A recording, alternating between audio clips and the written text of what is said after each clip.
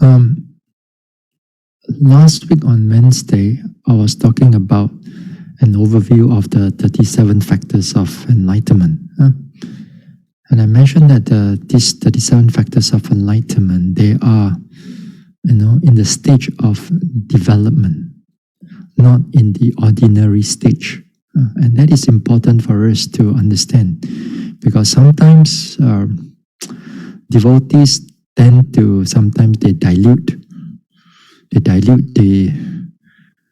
these factors, these 37 factors, into the ordinary everyday life thing, which is, as I said, this is not meant for ordinary everyday life.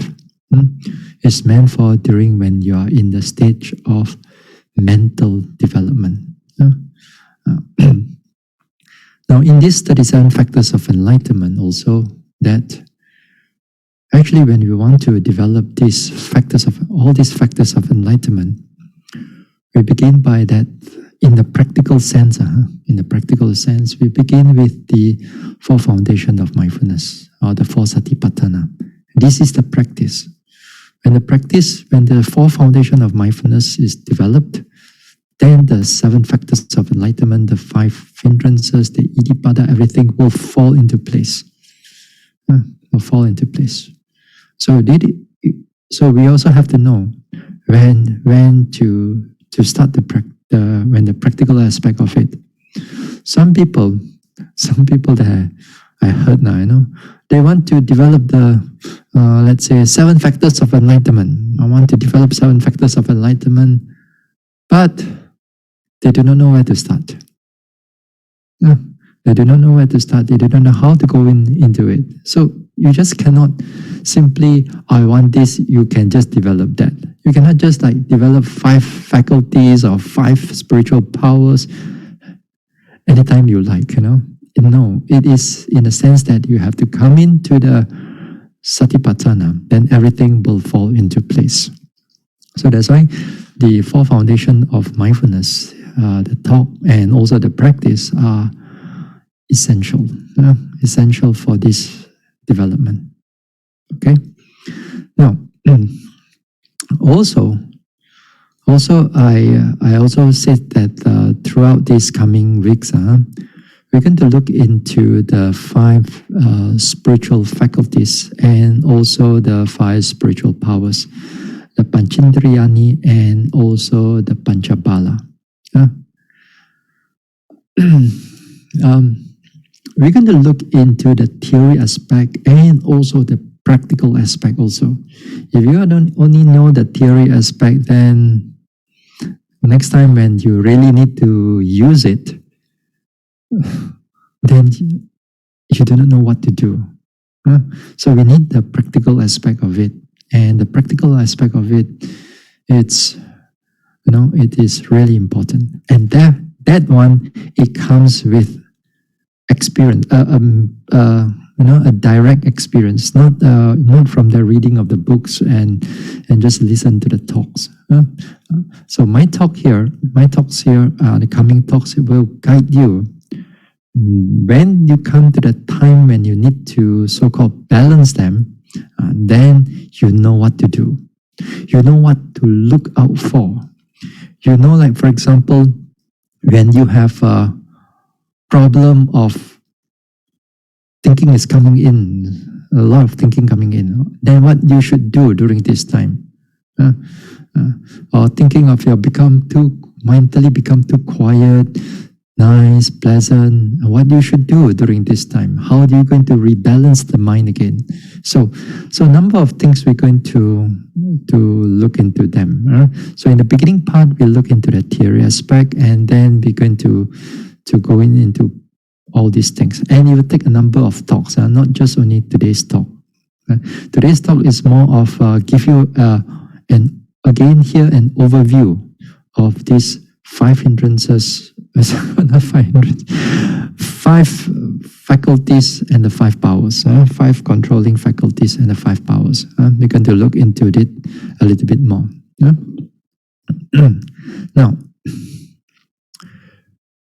what else? Okay, let me share the screen. Okay. Okay, can you all see? Okay, yeah, okay. Now, these 5 controlling faculties,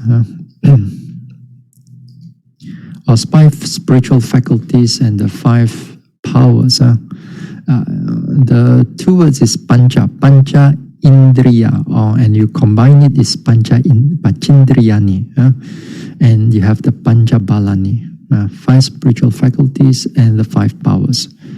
Now, in this 5 spiritual faculties and 5 powers, they having the same components. So you have this conviction of faith, then you have effort, you have mindfulness, you have concentration, and you have wisdom.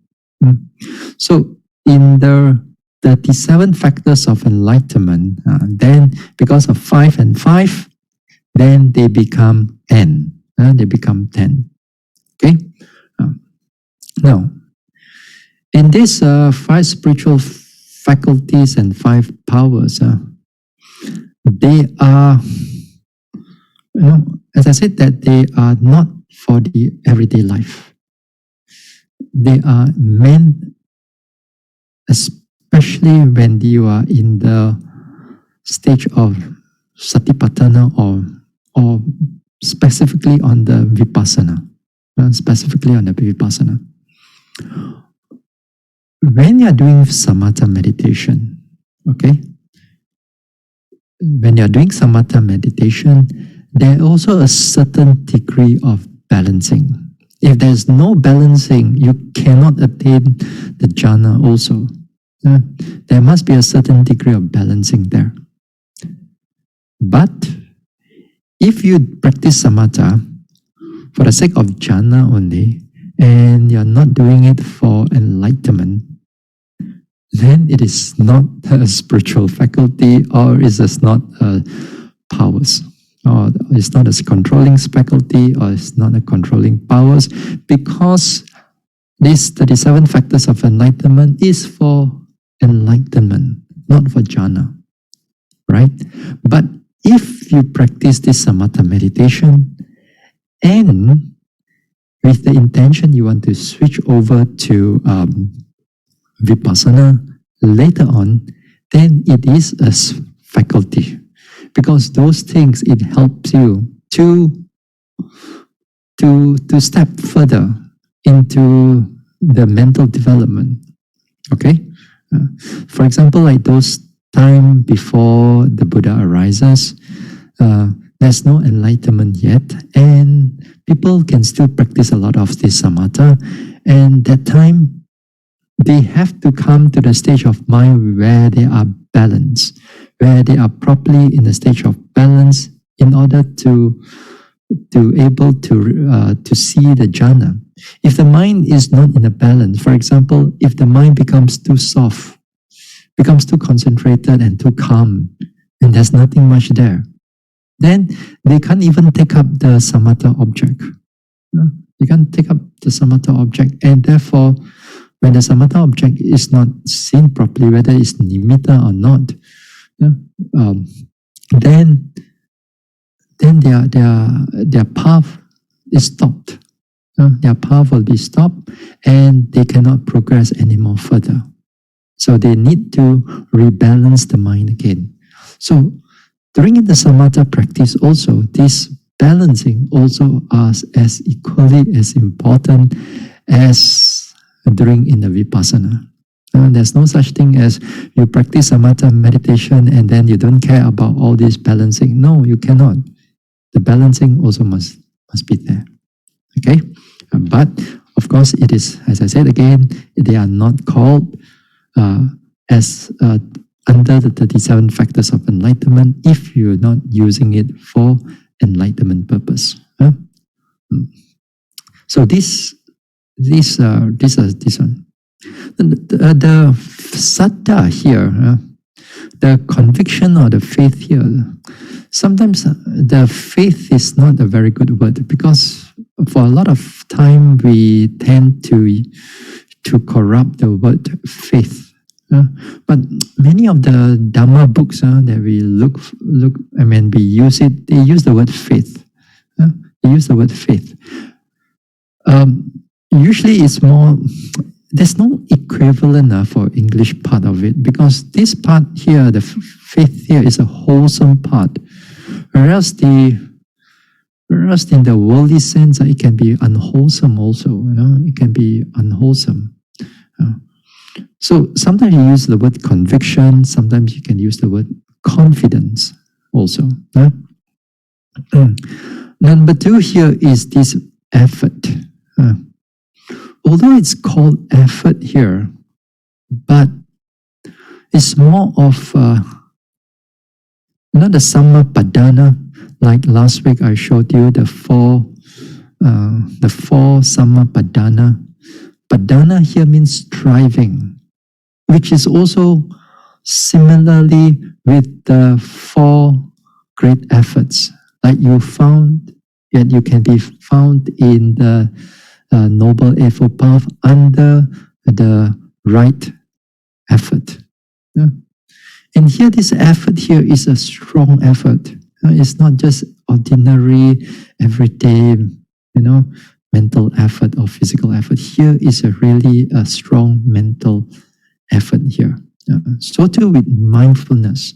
And mindfulness, when it comes in, it's come in as a strong mindfulness. Continuous mindfulness. Shortly later, we're going to look into it a little bit more. Now, concentration here. Sometimes people use the word samadhi as calm or collectedness or unification of mind.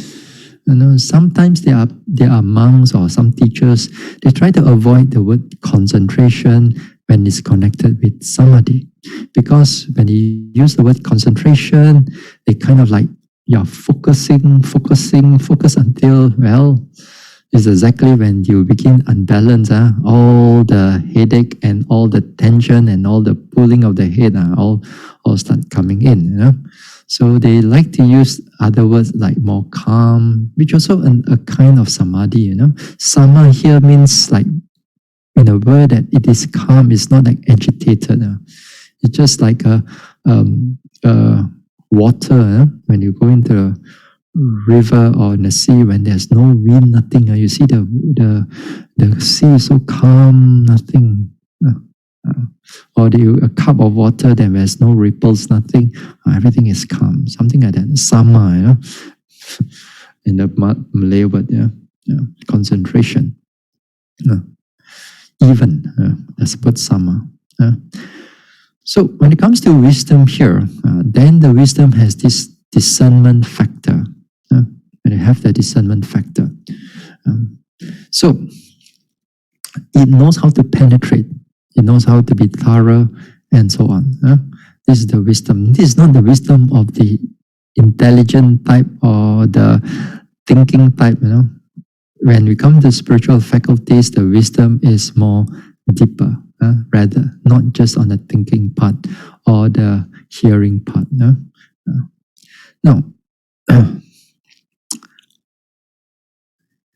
now here, we're going to look into it something more. Now, here, the faculties here, it means here, it's a governing or controlling in their respective domains. Whereas powers is the unshakable by their opposite, which is unshakable by the defilements or the hindrances. Okay? Now, what do you mean by governing or controlling their respective domain? Now, if you want to know about this a little bit more, let me stop this sharing. Then we go on to another one. Okay, this is on the requisites of enlightenment. Okay, can you all see? Okay, this is the requisites of enlightenment. Okay, this is by Lady Sayadaw. Lady Sayadaw. If you want to read more, of course, you can go and you just type the requisites of enlightenment, Lady Sayadaw, and you download it. It'll tell you a lot of things, but it didn't tell you the practical aspect of it. It doesn't tell you come there, but it tell you the theoretical aspect of it. That is also important. Both also is important. Now the word Indriya, Indasa Kamang Indriyang. This is a simple Pali word. Inda means ruler or a king. Kamang is an act of ruling by a king is called Indriya. The act of ruling or the act of controlling by rulers or by kings. Sometimes they use the word Inda for Sakadeva Raja also. Inda. So, what does it mean here? What does it mean? Whereas the 5 controlling faculties, let me scroll down a little bit. You see? Okay. The next, let me scroll down a little bit. Okay. 5 mental powers. Okay, can you see? Okay, make it bigger a little bit. Okay. The 5 mental powers are thus called, they overpower opposing mental states, or as commentary explained, they are powerful in the sense of being unshaken by opposition. So too the same faculty here, the same components when it comes to the 5 this one. Okay. Now these 5 faculties and 5 mental powers, they, a lot of time the meditator have confusion about what is the difference between one to another. Every now and then, I get this question also. Not only you send me this question, but in the past when I was starting meditating also, I sent this question to Sayadaw Pandita also, the late Sayadaw Pandita, and he explained that thing too. That time when he explained also, sometimes I think that the translator, I think the translator was not very good. Then I don't know what English is talking about. Then, but later on, I understand what it meant. Later on, I understand what it meant. Sometimes, you go into Burma. The English translation is a bit difficult. So too, sometimes you try to meditate something, then you translate it to the translator. Translator go to the Sayadaw or go to the teacher, come back. It's totally not connected to what you are talking about. And sometimes the teacher speaks so much. The translator speak about 1 or 2 words or few words only, and that's it. Or the opposite is that you can speak so much, the translators or the teacher speak a little, then the translator stretch it, put into their own thoughts and own thinking also into it. Sometimes like that. Anyway, I come back. Okay, now these 5 now these 5 spiritual faculties and these 5 powers, as I said, they are the same, this one, but they function differently. They function differently. So governing or controlling their respective domain and unshakable by their opposites. Now, unshakable by their opposite, what it means here is that let's say your mindfulness when it's strong, let's say your mindfulness is strong. When your mindfulness is strong, it doesn't go into negligence. For example, in the sense of you forget about your meditation object. Say, for example, that you are meditating, your rising, falling is very clear, it's changing very well, it's changing, things are going on. And then suddenly, you got some songs coming into and you start hearing songs, then you forget about your meditation object, then you go into enjoying the song. And that is called that at this time, your mindfulness cannot be unshaken by this type of songs and this type of whatever that is coming in, then you forget about your meditation object. This is what I mean. It cannot be unshaken. Or you have, when you have an effort here, that it cannot be unshaken by what? It cannot be unshaken by your laziness or your drowsiness. How many times when you are practicing, all your drowsiness is there. A little bit come in, you don't even realize it, it takes over. But when the power is powerful, when the effort is powerful, as power, it cannot be overcome by the opposite. Something like that. Now, what do you mean by governing or controlling their respective domain? What is the domain here? What is their respective domain? Now, take again like mindfulness. Mindfulness here, when it is strong, it keeps the mind in the present moment. That means it keeps the mind at the present moment. It's not concentration, but it keeps the mind in the present moment, Just now, like for example, I give you the example when the song come in. It doesn't mean that he doesn't know the song, It's not that he doesn't mean that he doesn't know. He knows the song that is coming in, but he does not go to the song.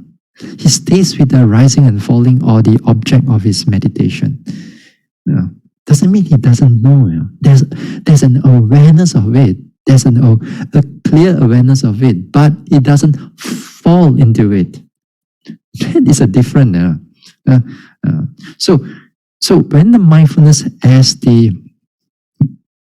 a part, as a governing, that means it keeps the mindfulness, it keeps the mind in the present. Mindfulness doesn't do the work of wisdom. Mindfulness doesn't do the work of wisdom. Whereas when it comes into the governing faculty of wisdom, that means that the mind is penetrating, is scrutinizing the object.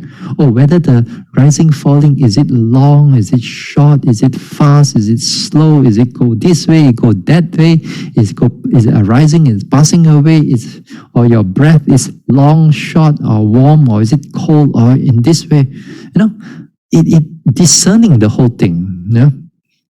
It is discerning the whole thing. It doesn't do the function of. It doesn't do the function of mindfulness. Mindfulness is to bring the mind close to the object. The mindfulness brings the mind close to the object, but the wisdom is the one who scrutinizes the object. There is a difference there. So governing, that means it do its job. It do its job, and when they all come together, when all these five come together, that is called the noting mind. When you use this mind to note an object. So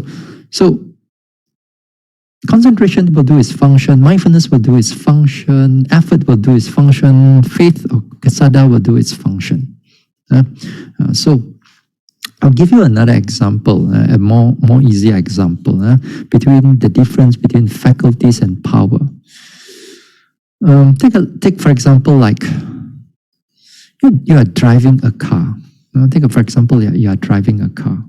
When you drive the car, you step on the accelerator, the car go forward. And the car go forward, and you have the steering wheel, and you have the wheel to direct you to where you want to go, right? But then, so too, the car also, it has the window and it got its body. And those body is to prevent you from getting the wind, or the strong wind is coming in, and also it protect you from like stones coming in, or from the snow or rain, or whatever. Sometimes you drive, and then you may hit the insects or everything on the windscreen, right? It doesn't hit you. So the same thing when you drive a car, although everything is going forward, There's also protection also. So the faculties and powers, they work together the same way. When you are noting the object, when you know you're scrutinizing, you're mindful of the object, at the same time also, these defilements cannot come in and disturb your meditation, disturb your noting mind. It doesn't come in to wreck and get rid of. It makes your mind become weak.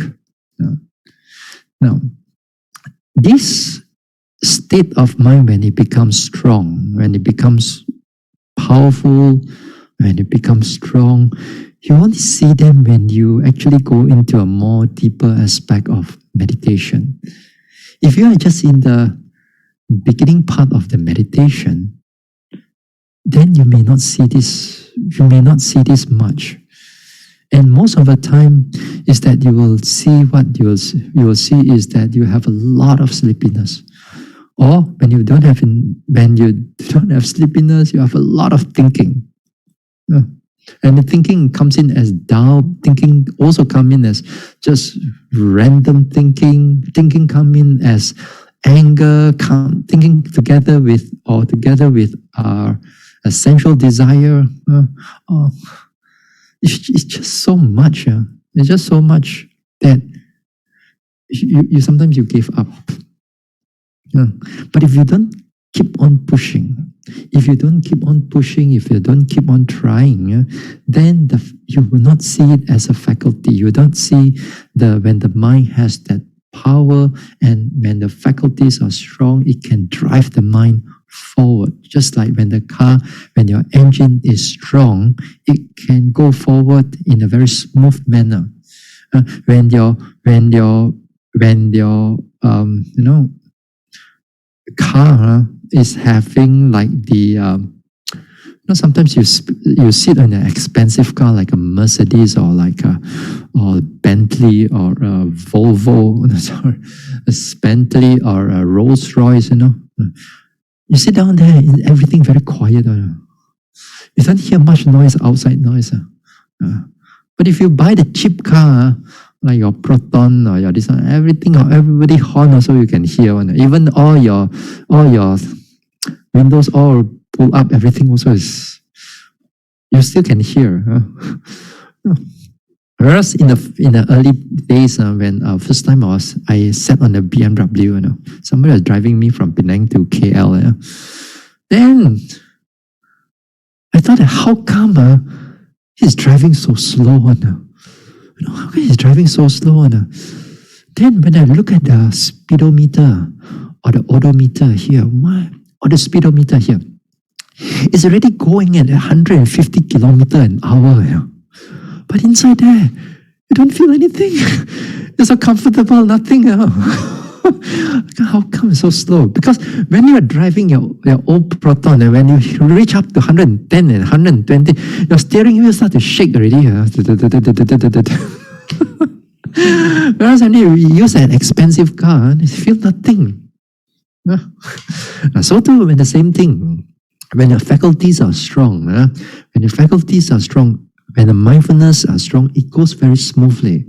As if like things are going very well, and everything that comes into your noting mind, whereas the heart pain, strong pain, changing pain, that time your mind is not reacting towards it. Your mind is just observing it, accepting it, and scrutinizing what is really going on with the pain.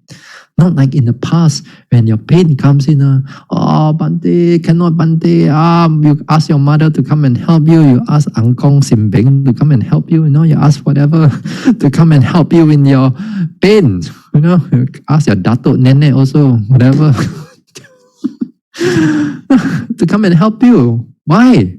Not that you still can note, you can still note some pain, but you still have a hard time dealing with the pain because the faculties are not strong. There are some faculties there, the noting mind is there, not to say you don't have, but you're still struggling.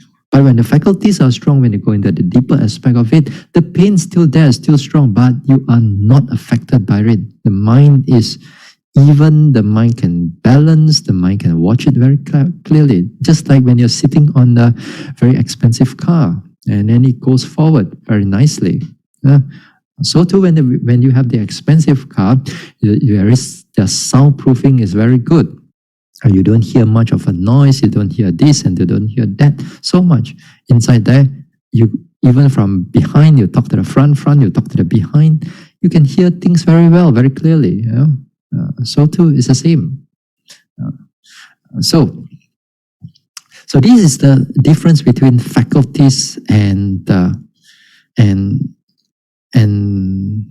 the powers, pancha indriyani, pachindriyani, and also this one. Now, now there are some teachers. Some teachers says that the 5 powers are higher or stronger or more developed than the 5 faculties. This is no. This is wrong. This is cannot. This is not right. Because the difference between faculties and powers is commented in the commentaries. Commented in the commentaries. And again here, when it says the 5 faculties, 5 powers, as which one is the 5 powers are higher or stronger or more developed than the 5 faculties, then when it comes to enlightenment stage, now whether the commentaries is true or not, whether they are different in their ways or whether they are higher or stronger in their ways. Because some teachers says that one is higher than this one. Now, when the enlightenment occurs, the faculties are still involved. The faculties are still involved. After enlightenment, that means, let's say after the first stage first stage as in Sotapanna, even after the first stage, after that you still use the 5 faculties because you have to drive the mind forward. The faculties are still being used. The 5 powers are still being used. Therefore, when it comes to the practical aspect of it, the 5 faculties and the 5 powers, they still stand. The explanation still stand. Not as an explanation of 5 powers is higher or stronger or more well developed than the 5 faculties. This is a big difference. Because as much as you can go and debate in the theory aspect of it, then the most important is that when the time comes to the experience part of it, and then you see whether they are still in the stage of, whether they're still there or not there, whether one is more powerful or whether they are still different. So when it comes to the time of enlightenment, and after enlightenment also, you're still using the 5 faculties and you're still using the 5 powers. That means the car is still moving forward and the car is still protecting you in that sense. You cannot the car has stopped but the car still protect you. Cannot. Both have go together. Or the car is going forward but you've got no protection. All the rain come in, the stones come in and everything, you also will collapse. Cannot. Both have to go together. Both of it have to go together. So when it comes to even in the stage of enlightenment, or after the first stage of sainthood, or first stage of enlightenment, then they're still there. Now, what about after arahantship? What about after arahantship? Does the 5 faculties and the 5 powers still there? Think about it while I drink.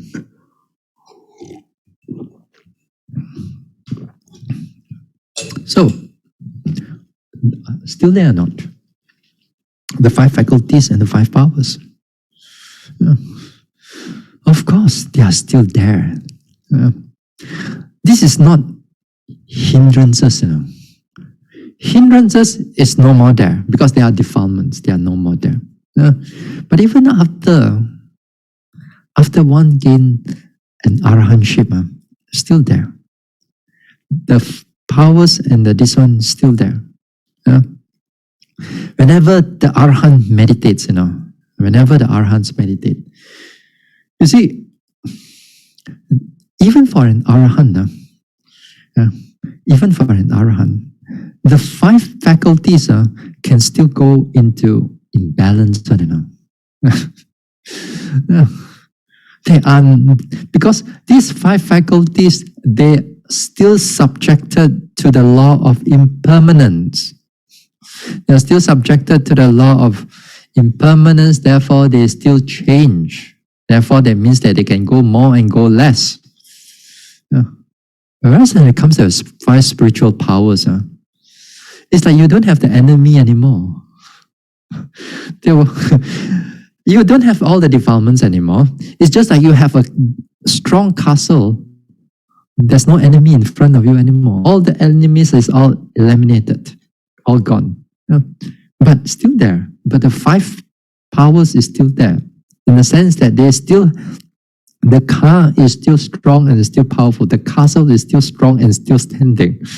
But they don't have any more enemies. So they don't have to worry about the opposite, like the defilements. But whereas the faculties, the arahants still need to maintain a balance when it comes to meditation.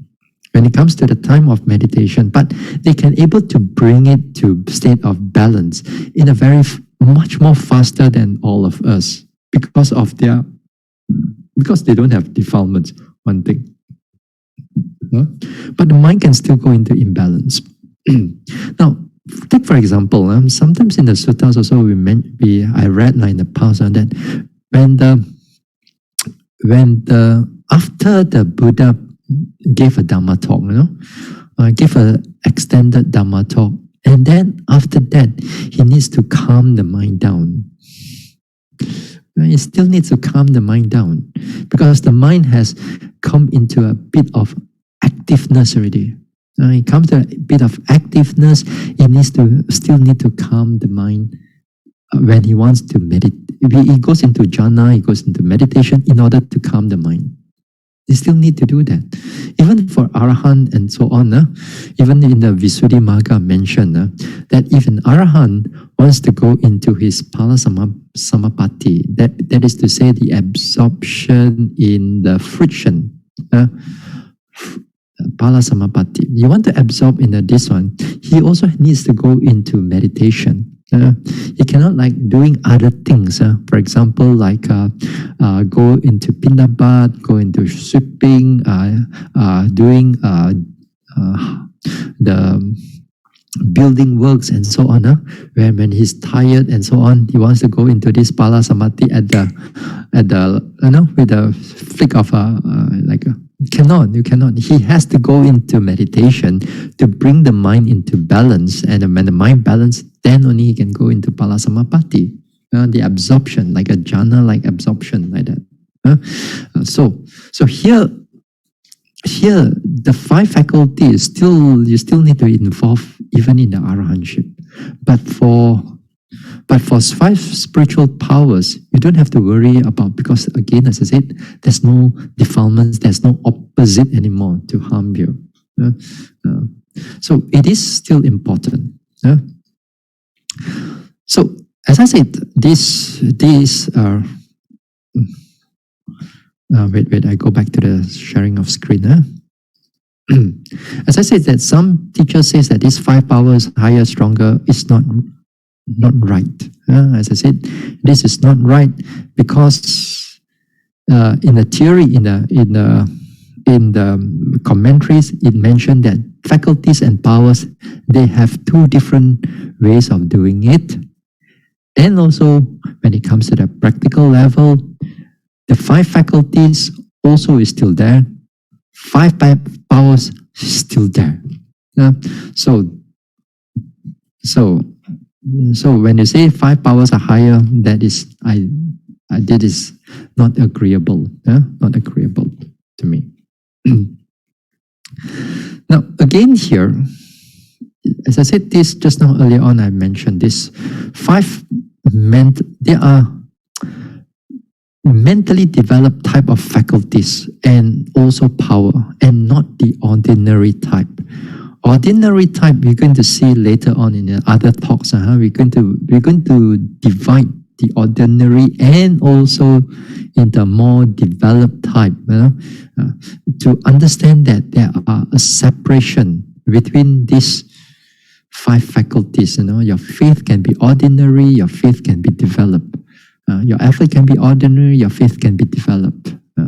So we are looking into the everyday, we are looking into the developed type. But in order for you to understand the developed type, you also need to understand what is ordinary type also. Because if you don't able to differentiate these both things, then a lot of times the yogis or the meditator will use the wrong one or the unsuitable one. Because they don't realize that it is wrong. So it is important that you, as a meditator, you know which one did you need to use at that particular time and what not to use during the time when you are meditating. That is important. So to give you the mentally developed type is here, it means that when you are in the stage of mental development, not in the stage of everyday type of meditation. Here, faculties, where does it start as a faculty and where does it start as a faculty and where is just ordinary? When it starts as a faculty, I think you can draw the line. You can draw the line when you begin the first stage of insight. When you begin the first stage of insight, because the nama rupa parichedanyana, it is where if you are doing vipassana, that is where your faculties start in the sense of you're going to use those things for the enlightenment already. Whereas before that, when you're struggling, when you're a completely new beginner, then that mindfulness is not strong. It's still very ordinary. That means it also means that the everyday meditation that you go through, and some of you perhaps you have meditated for some time, but then you haven't gone to a retreat. You haven't touched a retreat yet. And also you haven't touched the first stage of enlightenment. Although you may be practicing for 5 years, 10 years or so, you are still hasn't got passed through yet. So sometimes people thought that, I meditate I meditate jinaku I meditate so long already. Hey, when do you meditate? 30 years ago? No, sorry. When do you meditate? 5 years ago. I meditate 30 or 40 or 50 years already, whole tapi inside there all empty one. No retreat, nothing. Just every day just sit down there, rising, falling a little bit. Every day like that. Not to say it's no good now. But you haven't come to the stage of faculty and you haven't really seen the deeper aspect of it. It's still a good effort, It's still a good effort, not to say it's not a good effort. But that effort is not come to a level of Pachindriya and also Panchabala. So you haven't come to that stage yet. So here you need to able to push until at least the first, in insight knowledge, when you're able to discern the nama rupa parichita jnana, somewhere around there, where there are really your faculties begin to become faculty. But nevertheless, even you have this first stage of insight also, your thinking will still come in. Your sleepiness will still come in. Doesn't mean that you don't have, but at least there's a window period that your mind is clear. There's a longer window period when the mind is clear, then he can able to notice what is really going on. Then he can able to see what is going on. And then other times, sleepy again, thinking again, desire again, lust again. All kinds of things will still keep coming in. But again, you try. Oh, there's a window period. Oh, it becomes strong. In the practical sense of it, if, for example, if you go to a meditation retreat, a whole day meditation retreat, that you have to do 6 sittings per day. Let's say you have to do 6 sittings per day. First, or maybe 5 sittings is going into a lot of thinking and so on. Maybe 1 sitting, then only is clear. That's what I mean by a window period, that you can able to see something. The 5 is all sleepy, thinking nonsense, don't know what. That is what yogis go through. When in the beginning part of their practice, it's not like every sitting is all clear. Some of the sittings, many of the sittings are not clear. So too the walking also the same thing. Usually walking is clearer. Because you have to move. The body has to move. So anyway, here when it says the developed type, that means you already come into some degree of insight, and not just ordinary type. So don't think of it as just having a little bit of meditation here and there, then, oh, I'm having faculties. And also another thing is that when we say this as a faculty, you cannot use this word faculty that using it for your, last week I said that you are in the kitchen and then you chop your vegetable, chop. Oh, I'm present here. Oh, I'm having a faculty of mindfulness. That one cannot. It's just ordinary mindfulness. Yes. But it's not a faculty of mindfulness. You cannot say that you are just, when you are not in the stage of meditation, you are just being aware, being mindful, you are just like sitting here and then you close your eyes. Some people like to meditate now. Like, for example, they like to meditate, they sit down, they close their eyes, and then they feel all the thing around them, they feel, okay, right, what is happening right now? Oh, I can feel the sound of the fan, and I can feel the wind. I can hear somebody walking past. I can hear the dogs bark a bit far away. Oh, I'm in the present. Yes, you are in the present. Not to say that you are not in the present. You are in the present. At least your mind is not running here and there. You know what is happening. But this is not a faculty. This is just ordinary mindfulness. Ordinary mindfulness. So, the distinguishing of this mindfulness or this one, that nowadays, as I said, a lot of dilution. People dilute, devotees, even people dilute the teachings of the Buddha into the ordinary things. And also they bring, without they realizing it, they bring the spiritual faculty, all these requisites of enlightenment, that they dilute it to an ordinary everyday practice. They dilute it in the sense that they just no need to sit, no need to walk, just be aware, just be here in the present, just no need to push yourself. You want to do anything, you let you do.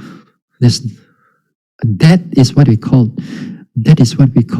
diluting. Diluting. There's also like people, there's also devotees I've met in the past. I've corresponded with them, not in the sense of verbally, but in the sense of emails and so on.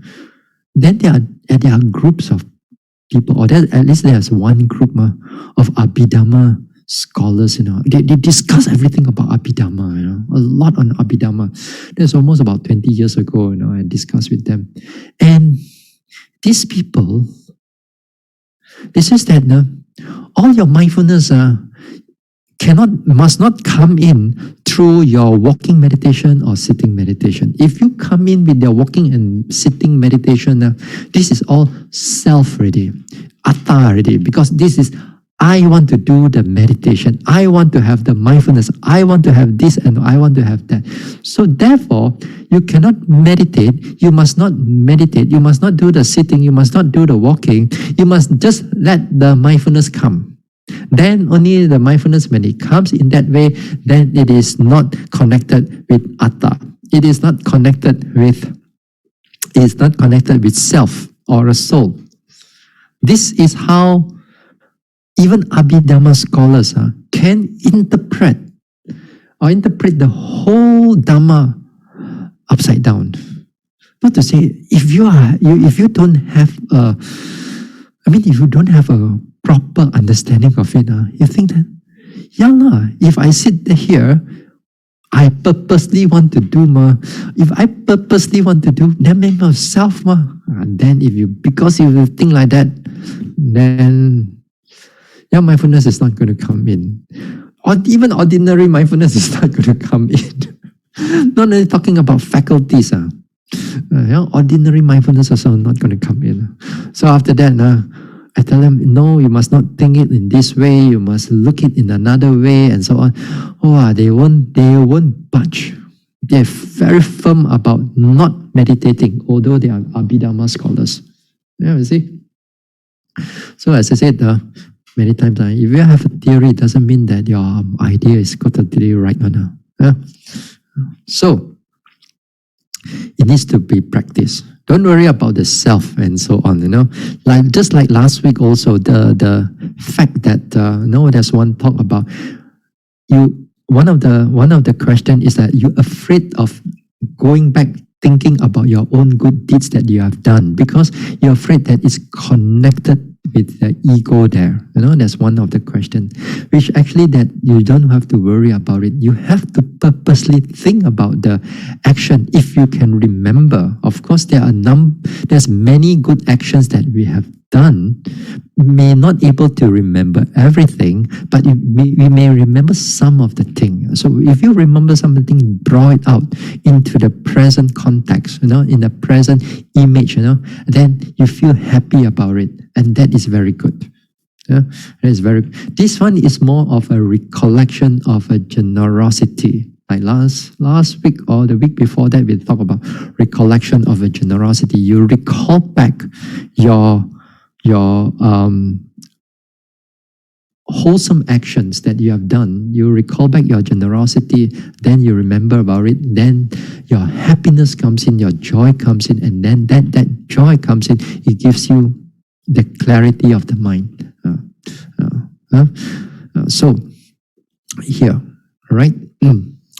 Also, last week also, on the last question, talking about unity.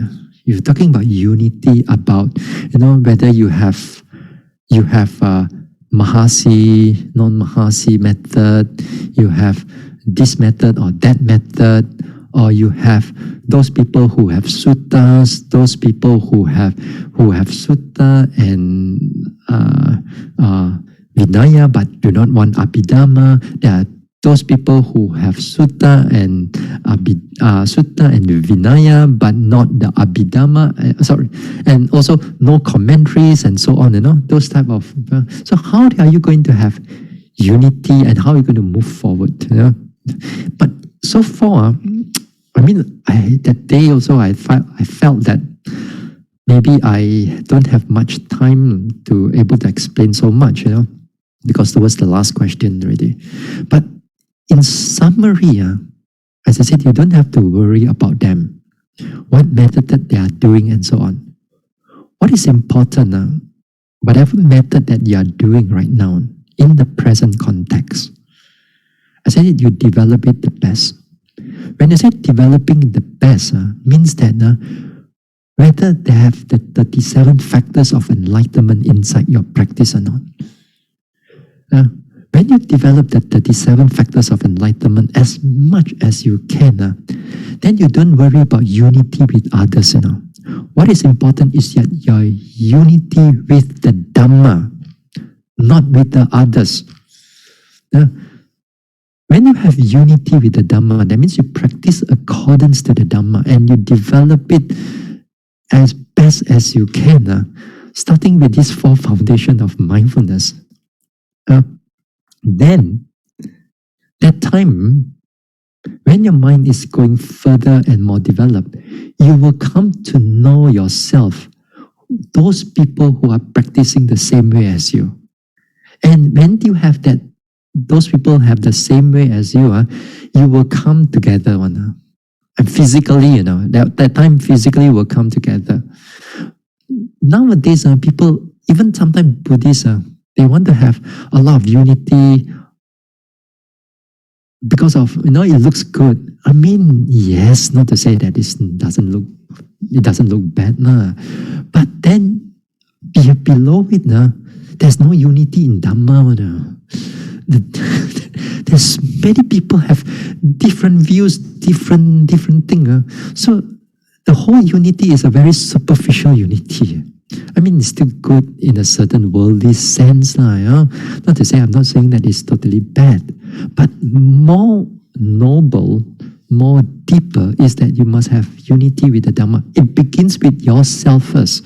You have that unity with the Dhamma, you develop the Dhamma well, then you will see those people around you who also develop this one well. You become to know them, and then that time you can click together easily like the right jigsaw puzzle, and you're going to click together already. Then that time it is that you are rolling the sasana, you're rolling the teachings of the Buddha further. Not just only physical this one. So as I said, the best, you practice the best, that means you go into your 37 factors of enlightenment and you develop it as well as you can. Now, let's go back to the 5 faculties and the 5 powers. The next thing I want to discuss before we go, this one. Can see?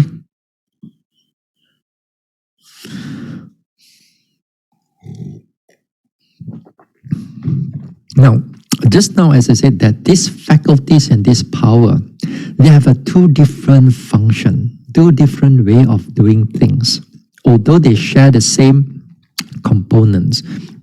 So this one to give you a bit more understanding, whereas you're going to describe this thing, all of this thing in the other talks, in the coming talks. But this give you a heads up for you to go further later on. Now the faith here, or the saddha here, or the conviction here, as a faculty, it comes as a resolution. When the faculty becomes strong, the resolution here is another state of mind which is combined together with saddha, and it makes the mind clear. It makes the mind clear. As I said, that time you can able to chop all the lalang, when we have a piece of land and all the weeds is coming out, and you chop the lalang and you chop off all the weeds, then you can see things clearly.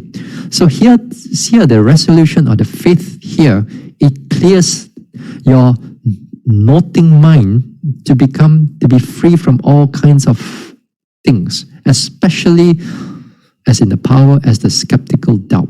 No, there's no doubt, there's no thinking, there's nothing. Your mind is clear.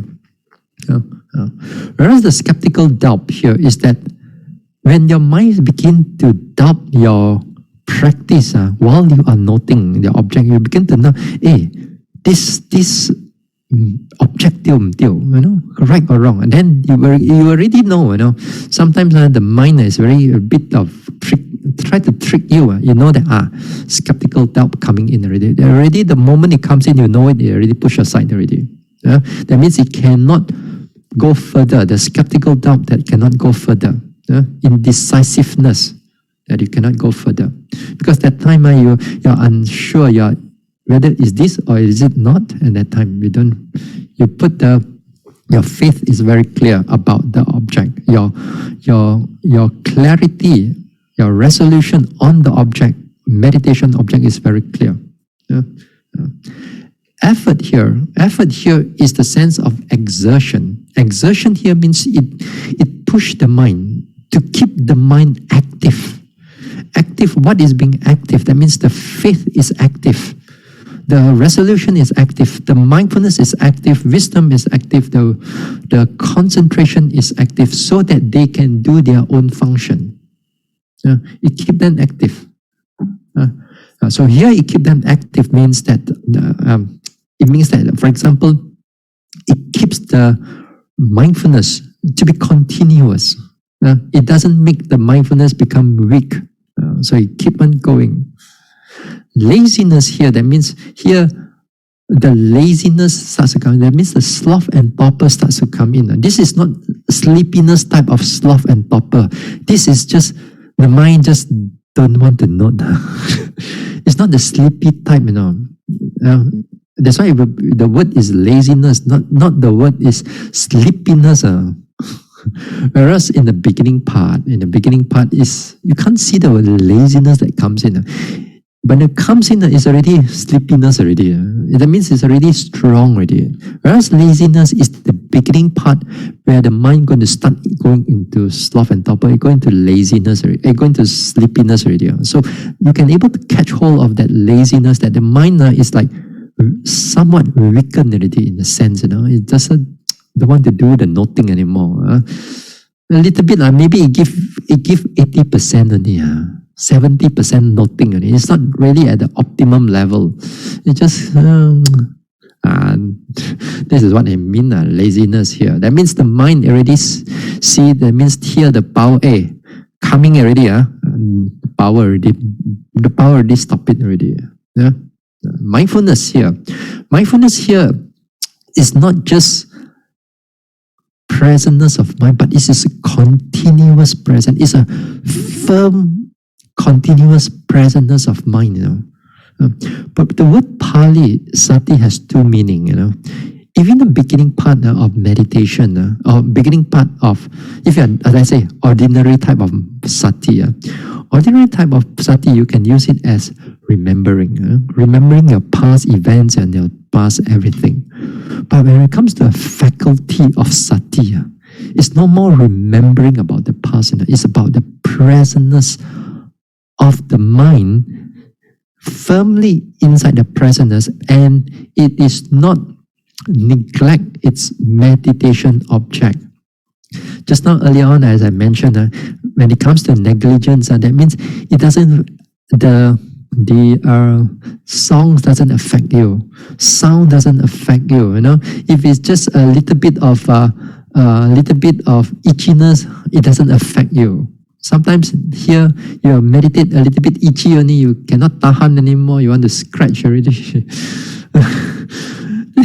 Here, because you cannot be mindful of your main object, you already go into all kinds of object, and then after that, when you go with that object, okay, if you go to other object like the sound or the itchiness, the sound here, if it's a beautiful sound, it's nice sound, then your desire comes in. If it goes into the itchiness, unpleasant for you, then your anger comes in, your aversion comes in. That's why it's called negligence.